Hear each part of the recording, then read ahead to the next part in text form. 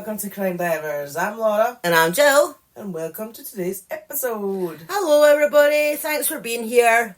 So Jill, where in the world are we today? We are in the UK. Oh, actually, just before we start, I just wanted to say that I've just made a wee change with our Patreon episodes. On our £5 tier, you get 2 episodes a month, and one of them has been a mysterious one, sort of unsolved, but I've decided just to change that to just a normal episode. So if you're on our £5 tier, I've already told the patrons this, but if anybody wants to join, yes, because it might have been putting people off, just having, they might not be into mysterious ones or unsolved ones. So just to let anybody know that they will just be regular episodes, just like they could be solved, could be unsolved, could be... Yeah, but there's no label on it. No, there's no label on it, so... It is just... You're still getting extra episodes, it's not necessarily a mysterious... Yeah, so if anybody wants to join our Patreon, then you can join for as little as £1 a month, or in your own currency, obviously. And for that £1, you will get early access to the episodes, and you'll get ad-free episodes, and it's just really just general support to us, isn't it? If you go on, the next tier is £3 a month, and you'll get a bonus episode every month, plus obviously the early access and the ad-free. And the £5 a month, you'll get 2 bonus episodes every month, plus ad-free, plus early access, and just general support, isn't it? Exactly, it is. So I just wanted to get that out of the way first. So we're in the UK. We are in the UK. Yes, I know we're in the UK. I am sitting in the UK right now. Unfortunately, we are sitting in the UK, which is horrible weather. It's the end of August, and it's like... I was just setting my jacket on. Yeah, it's like November out there, isn't it? Oh, it's horrible. It's windy, it's rainy. I mean, it's not freezing, but it's not pleasant. I've got shorts and t-shirt on. Yeah. She's She's got the jacket on. I just haven't taken it off. But I'm quite warm. I mean, like, nicely warm. So I don't feel like I want to. Okay. But anyway, no that anybody really cares. So shall we get on with the episode, what the title is? That's a really great title. The Bermondsey... You know, I mean, like, we live in the UK, you'd think I'd be able to pronounce things. The Bermondsey Horror. Okay. Do you know where Bermondsey is? That's where Jade Goody's from. That's where Jade Goody's from. Yes. Jade Goody is a reality star. Who sadly is no longer with us. Yeah, who unfortunately she died. She was only like 27, wasn't she? Yeah, she was, from cervical cancer, wasn't it? Yeah, she was a reality star. A Big Brother star. Yeah. In the early days of Big Brother, she was in one of the, I think it was like the third season of it, third year of it. Right. Anyway, besides the point, we're in Bermondsey. Bermondsey, that's where she's from, and it's called the Bermondsey Horror. Right. Okay. Let's dive in. Shall we dive in? Yes. Okay, go. So, Marie de Roux was born sometime in 1821 in Switzerland, but at some point she moved to England. Okay. So she found work, first of all, as a maid to Lady Pock of Holden House in Devon, and later she entered the service of Lady Blantyre at Stafford House in London in 1846, so she would have been 25 by then. Okay. So this was one of the grandest homes in London. Oh, right. Lady Blantyre was like... She was the daughter of the Duchess of Sutherland, so she was the daughter of a duchess. So you can imagine everything was all marble and silver and gold and you know, very fancy. Very fancy, posh. Yeah, they often held dinners for all the rich folk, and they would have like dancers as entertainment.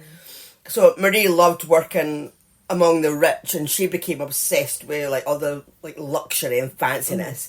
And like she was provided with dresses for like accompanying her employer to like the opera, and like she would have clothes for travelling and everything like that as well. So they would often go to France, and she was the one who Lady Blantyre liked to take with her because she spoke French. Right, okay. So obviously that came in handy. Makes sense. So it was on one of these trips that she met a man called Patrick O'Connor. Okay.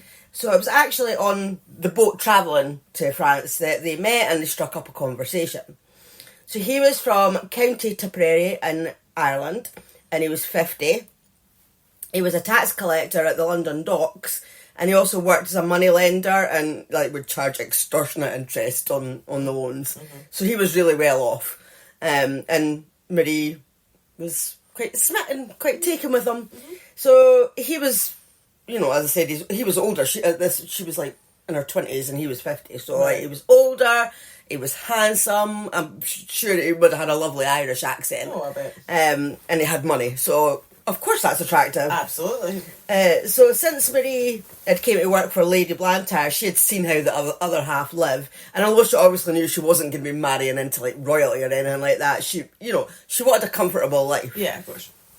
So they talked for the whole boat trip, and they made plans to meet when they both got back to London. That wouldn't be for a while yet, because they were both on their way to France, and they were staying for different lengths of time, and obviously, so they were like, right, we'll meet up when we're both back in London. Mm-hmm. So I'm not sure how long it was until they saw each other again, but it was a while, like maybe a few months or something. Mm-hmm. So Patrick took Marie out for dinner, but she told him that she was now in a relationship with someone else. Okay. A guy called Frederick Manning. So Frederick was 2 years older than Marie. He was from London. He was a guard for the railway company, but he didn't get paid very much. But he told Marie that he was going to be inheriting a fortune from his mother, as his dad had died the year before and left everything to her, and she was going to be signing over like a great deal of property to him. Mm-hmm. But she really liked Patrick, so I think she decided to like just kind of see how it was and thought date both of them. Mm-hmm. Until Frederick asked her to marry him. Right. So she told Patrick that Frederick had proposed, so he was like, well, no, actually, I want to marry you. So he proposed, he proposed as well. So now she had to decide between the two. So she knew that Patrick could give her a more luxurious life, or more comfortable anyway. Yeah. But she was concerned about the age gap, and I think he was kind of drinking, he was a bit of a heavy drinker, so she's like, don't know, and like Frederick, he was only 2 years older than her. And he could be more easily dominated, and hopefully soon would be able to give her a comfortable lifestyle when he inherited this property. Right. So she decided to marry Frederick. And they wed in May 1847 at St James's Church in Piccadilly in London. However, marriage wasn't great. Frederick, I'm not sure if he quit his job or he got sacked, because I think he robbed a train, and that's a bit stupid when it's the train company that you actually work for. Yeah, it's really dumb. So, but I'm not sure if he got sacked for that or if he quit before he got sacked. I think they were maybe on his trail. But he left his job anyway. He did find another job, and he started working as a manager of a pub, but with that came heavy drinking. And also Marie found out that there was no inheritance. Oh, he had lied? Yes, he had lied about that. So they weren't comfortable, they were pretty skint. And Frederick was like, he was flirting with other women, he became an alcoholic, he was running the pub into the ground because he was basically just drinking the profits. So they were like, no, she was like, no, that not happening, we're going to have to do something about this. So they moved away from that area of London, and they moved to 3 Miniver Place in Bermondsey, southeast London. So Marie was really unhappy. She got back in contact with Patrick. Did she want his money? I don't know, I'm not sure if they were still in, I think they might have still been sort of in contact with each other, but not the way that she wanted to be. Yeah. So he told her that he still loved her and wished that she had married him, so they started an affair. But no one seems to know, like from all the sources that I read and whatnot, no one seems to know what the relationship was with the 3 of them, because Patrick would often go to the Mannings for dinner and spend time with them. Right. So I watched a documentary called Murder Maps, and one guy said, quote, the relationship between the 3 seems to have been this sort of a casual menage a trois, end quote. But since no one knows, they could have been quite happily having a 3-way relationship. Yeah. Or maybe he just thought Patrick and Marie were friends and he trusted them. Maybe. Or maybe he knew, but he just chose to ignore it. Like, I don't know.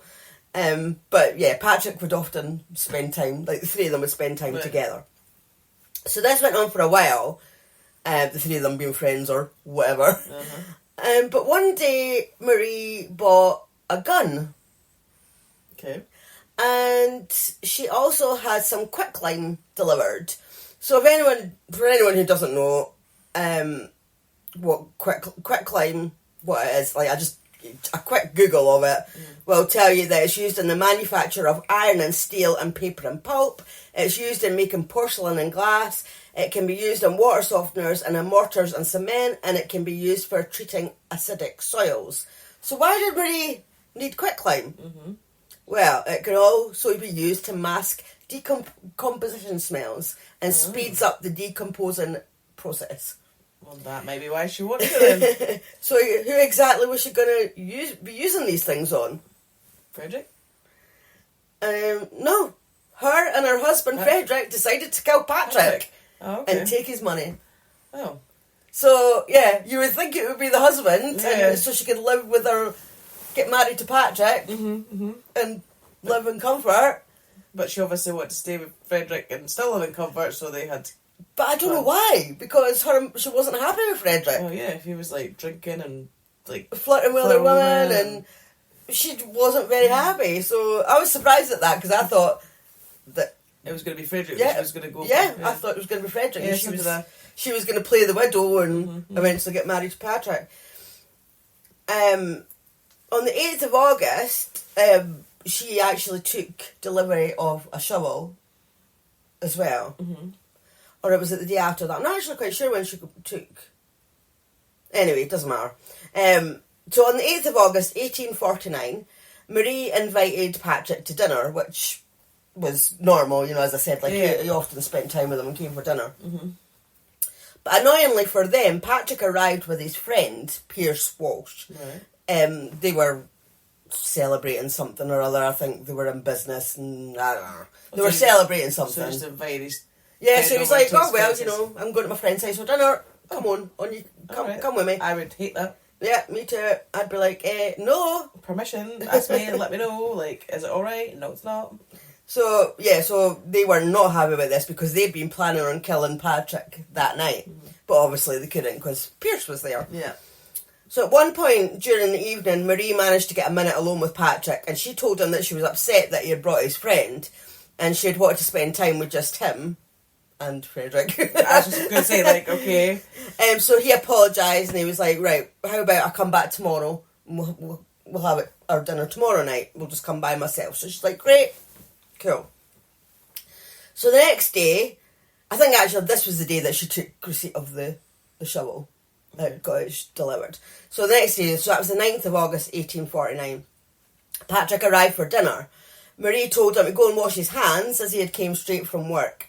So he walked into the kitchen and he saw this big hole had been dug in the floor. In the kitchen? And right in the middle of the kitchen. Okay. So he just stood there, like, looking at, like, what the fuck? Why is there a big hole in your kitchen floor? I'm clearly thinking, what the fuck as well. And Mary, no Mary, her name's no Mary at all, it's Marie. No, it's definitely not Mary.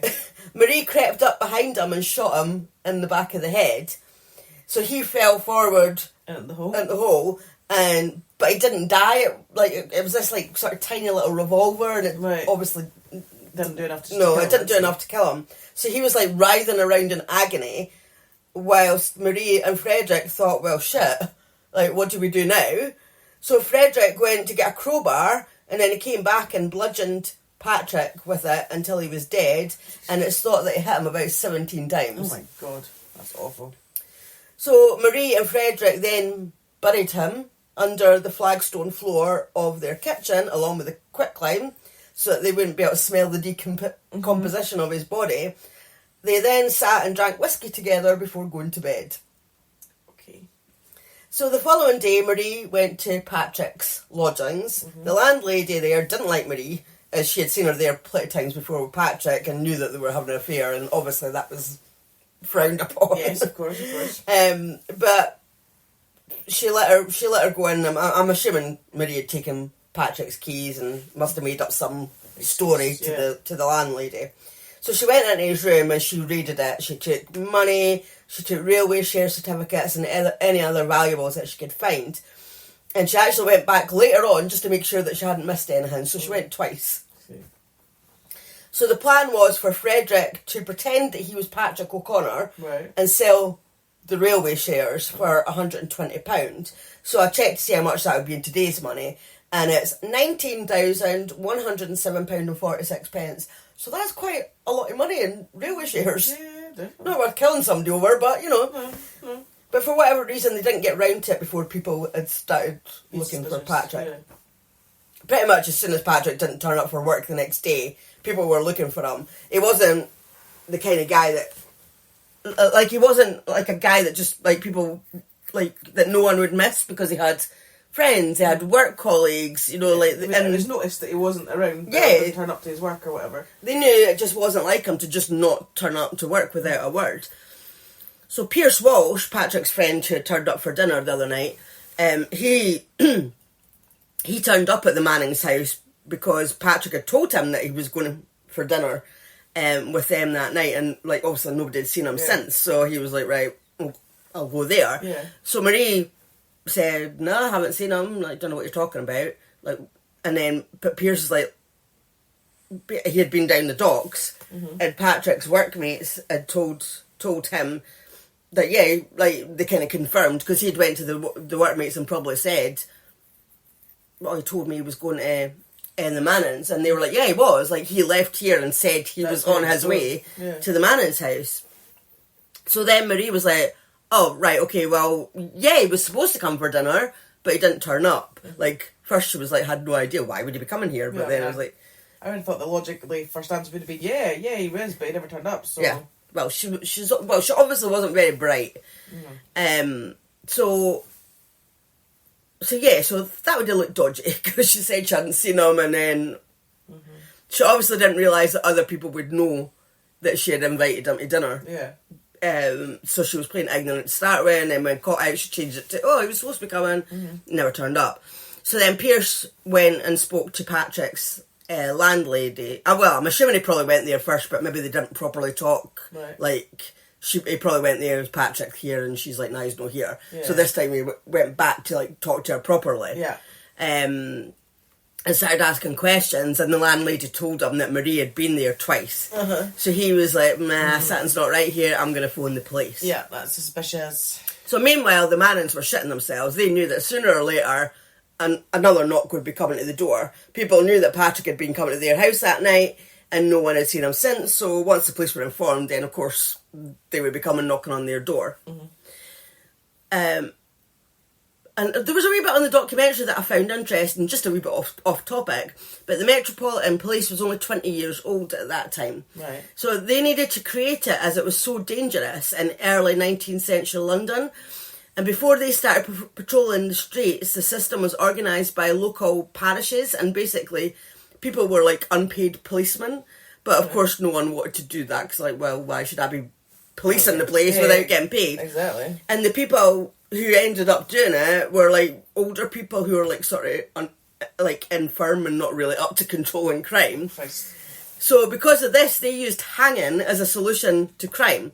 So according to one of the men on the documentary, you could be hanged for murder, you could be hanged for writing on Westminster Bridge. Oh my god. You could be hanged for stealing, for impersonating a pensioner, and it didn't matter how old you were. Like, a 9-year-old boy was sentenced to hanging for setting fire to a house. Oh my god.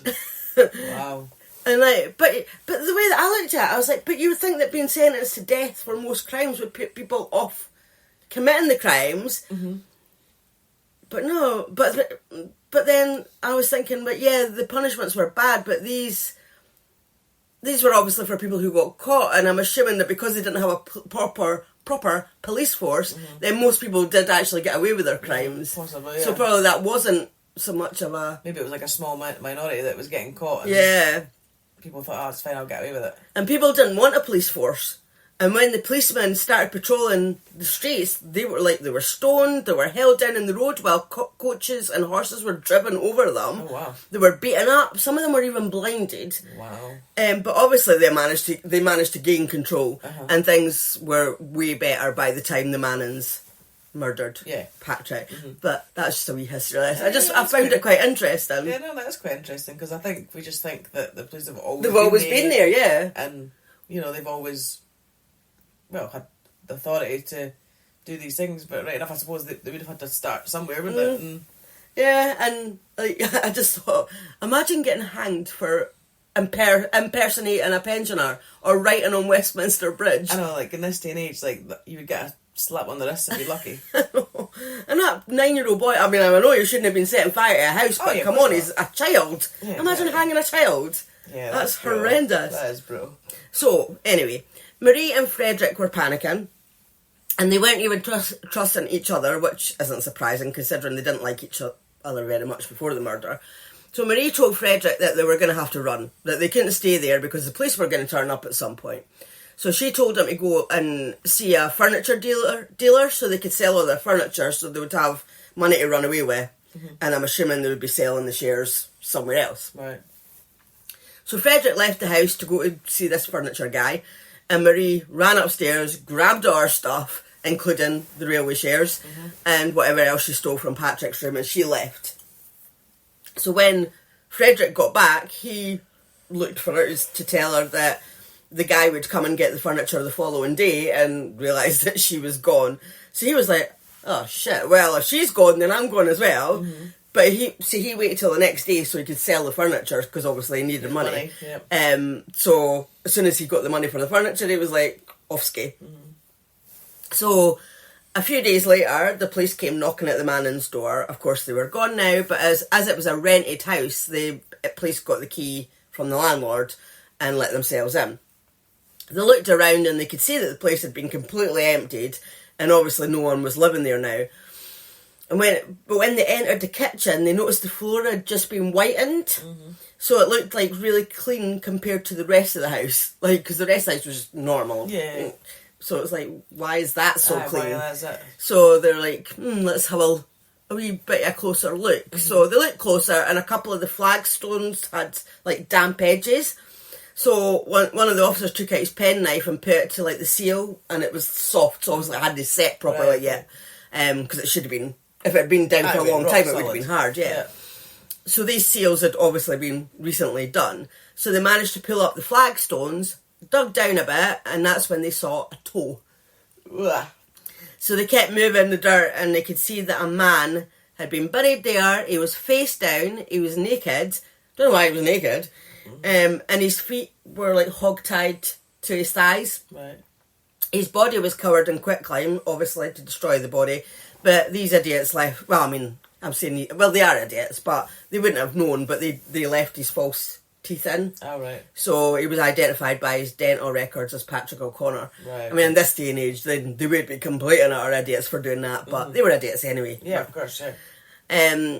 So the Home Secretary, Sir George Grey, he put up a reward for £100 for the capture of Marie and Frederick Manning, and the hunt was on. And they assumed that they were looking for them both together. I didn't realise they were separate. Yeah, so their descriptions and a description of the valuables they had was put out, and everyone was looking for them along with the police. So new Scotland Yard was brought in, and the new detective branch started inquiries. Detectives at King's Cross Station revealed that a woman matching Marie's description had boarded a train to Edinburgh using the name Mrs. Smith. How original. Oh. Even back then it was... Mrs. Smith. So they sent a telegraph, which was a brand new system at the time, to Edinburgh police, and Marie was traced to a fancy hotel. And I'm like, I wonder what hotel she was in. I wonder if it's still there. Yeah, maybe. I wonder if it was like the... What's that one on Princess Street? The Balmoral. I wonder if it was something like that. Maybe. Because that's near the train station. Yeah, next to the yeah. So the traced her easy enough. So they arrested her and carted her off back to London. Mm-hmm. When they looked through her possessions, they found Patrick's railway shares. So they just needed to find Frederick now, as obviously they were surprised that they weren't together. Mm-hmm. They'd been expecting to find them both together. Yeah.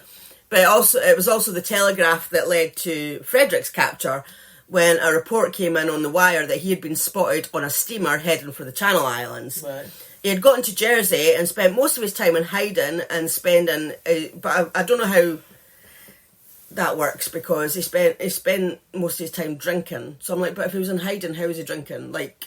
Maybe going to a shop, and was he in a pub, or was he actually... Well, yeah, that's what I mean. It's like, it sounds as if he was in the pub, so like, how's that hiding? I don't know. Anyway, it didn't take long for the police to track him down. They burst into his room one day when he was asleep in bed nursing a hangover, and he admitted that he had killed Patrick because he didn't like him. Okay. So they were both taken to Newgate prison and charged with murder. Mm.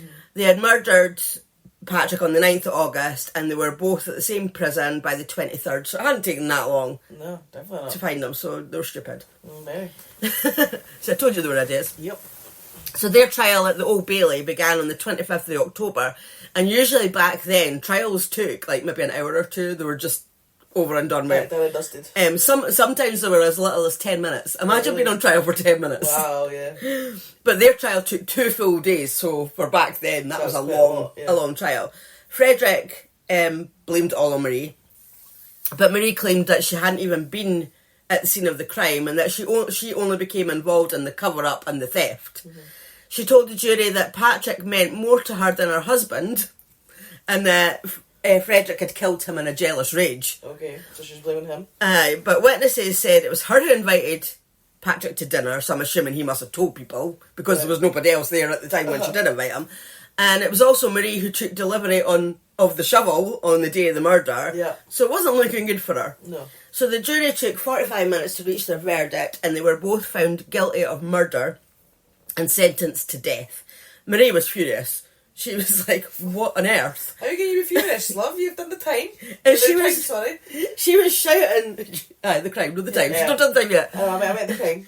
But she was furious, and she was shouting in court like about how shitty the English people are, like, because remember, she was Swiss, she was from Switzerland. Course, yeah. So, these English people, how dare they? And I'm like, hello, you're the murderer, like, exactly, you're the shitty person here. Totally. Anyway, she was most offended that she'd been sentenced to death. Oh well.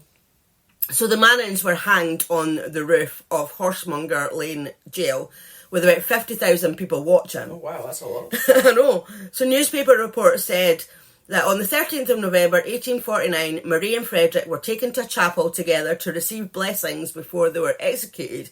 And I thought, why are they receiving blessings? Maybe that's a rite, isn't it? Well, I thought, does that mean it's like their last rite? It's like... Possibly, yeah, I would say, yeah. Because you have a last rite, so maybe that was a religious thing that they asked for.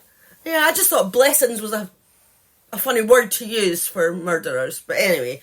Marie seemed to be more bothered about what she looked like rather than what was about to happen to her. Mm-hmm. She was like calm and resigned to her fate. She'd obviously got over her furiousness, and she was like, this is what's going to happen. Do I look alright? And Frederick was emotional and he was shaken as they walked from the chapel to the roof of the jail, and when he got to the gallows he collapsed. But he was like pulled to his feet, like, get yourself together, you know, important things about to happen. And they both stood in front of the nooses. Marie leaned over and gave Frederick a kiss, and to some that showed that maybe she wasn't the cold, money-obsessed woman that she'd been portrayed as in the news. And I'm like, what, just because she gave him a kiss? Because that means nothing. She's still a murderer. But the majority of the 50,000 people who were watching, they weren't impressed by it, and they were loud and disrespectful all the way through the proceedings. And this actually prompted the author, Charles Dickens, to campaign for a ban on public executions. Oh, right, okay. So he was watching, Charles Dickens, he was watching the hanging through the window of a rented room in a nearby house, and he thought it was awful the way that the crowd was acting. So he decided to use his fame to highlight the barbarity on show by writing a letter to the Times, the Times newspaper. He wrote, "Sir, I was a witness of the execution at Horsemonger Lane this morning. I went there with the intention of observing the crowd gathered to behold it, and I had excellent opportunities of doing so at intervals all through the night, and continuously from daybreak until after the spectacle was over. I believe that a sight so inconceivably awful as the wickedness and levity of the immense crowd collected at that execution this morning could be imagined by no man, and could be presented in no heathen land under the sun. The horrors of the gibbet, I don't know what that means, and of the crime which brought the wretched murderers to it faded in my mind before the atrocious bearing, looks and language of the assembled spectators. When I came upon the scene at midnight, the shrillness of the cries and howls that were raised from time to time, denoting that they came from a concourse of boys and girls already assembled in the best places, made my blood run cold." You can tell he's a writer, because I didn't understand half of it. No. "When the day dawned, thieves, low prostitutes, ruffians and vagabonds of every kind flocked onto the ground with every variety of offensive and foul behaviour.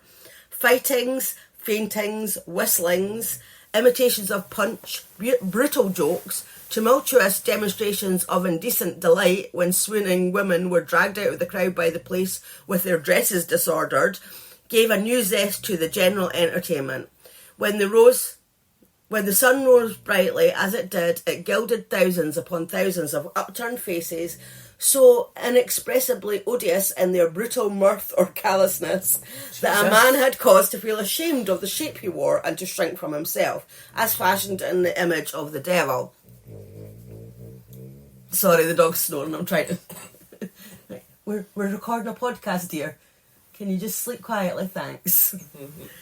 When the two miserable creatures who attracted all this ghastly sight about them were turned quivering into the air, there was no more emotion, no more pity, no more thought that two immortal souls had gone to judgment, no more restraint in any of the previous obscenities than if the name of Christ had never been heard in this world. And there were and there were no belief among men but that they perished like the beasts. I am solemnly convinced that nothing that ingenuity No idea. could devise to be done in this city in the same compass of time could work such ruin as one public execution, and I stand astounded and appalled by the wickedness as it exhibits. I do not believe that any community can prosper where such a scene of horror and demoralisation as was enacted this morning outside Horsemonger Lane Jail is presented at the doors of good citizens and is passed by unknown or forgotten. I mean, you could have just said it was like you didn't approve it. I was just going to say, it's a bit long-winded, mate. Like, well, he is an author. Was an author. I know, but it's not a book you're writing. You yes, I get, just say. Oh, it's funny you should say that, actually. Because this inspired him, to write one of his characters in a book. Oh, well, there you go. But anyway, at that moment in time, you're just going to say, look, I didn't like it. Well, I would be agreeing with Charles Dickens as well, because I think that's horrendous. Public executions, to actually go, no matter what that person has done. No one needs to see that. You don't need to see somebody being hanged to death. No. It's just barbaric. Yeah. I think it is. Yeah. I would... I don't know why you'd want to witness that, No. Can you imagine that now? So you see that person that murdered that person the other week there, they're getting hanged. Do you want to go and we'll go make a day? Do you want to go and meet up and we'll go and watch it? Aye, maybe go out for a drink afterwards, or... Yeah, it's like a public event where you're going to be entertained or something, and I'm like, no. I know, and basically what Charles Dickens is saying, that they watched it, and they had no respect for it. Yes, they were murderers, but they were being killed. Yeah. And even afterwards, they were all celebrating, and it's just... Anyway, so eventually public hangings were banned a few years later in 1868, and Charles Dickens was actually inspired by this case to write one of his greatest novels called Bleak House, and one of the characters, who was a maid, she was based on Marie Manning. Oh, well, so there you go. I've never heard of it. Did you have to say that on the podcast? Do you have to tell people that you're so unread? I don't read. I've heard of... The only ones I know of Charles Dickens. Does he write Great Expectations? Yeah, he did. There was... I know that one. But that's only because I think they made it in a film, didn't they? Yeah. Probably. He's done a lot. I can't... Because I've been put on the spot now, I can't actually think of any. Yeah, that's the only one.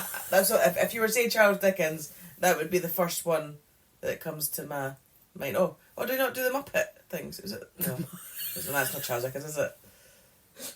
The Muppets. I don't think the Muppets existed in 1840s. No, Muppets. Christmas Carol. Is that what I mean? Charles Dickens wrote A Christmas Carol, yes. That's what I mean. Do you know what it is? Because the Muppets Christmas Carol. They do it, didn't they? But I meant the actual original Christmas Carol, sorry. Yeah, Christmas Carol, that was Charles Dickens. Yeah, see, I wasn't totally stupid. That was just a wee bit stupid. I'm sure there was something about a little shop. Not like a... No. Let's just leave it there. Yeah, let's just leave it there. Anyway, yeah, fair enough. Okay, I hadn't heard of that book, right? So, thanks to everybody for listening, and we'll see you next time. Bye.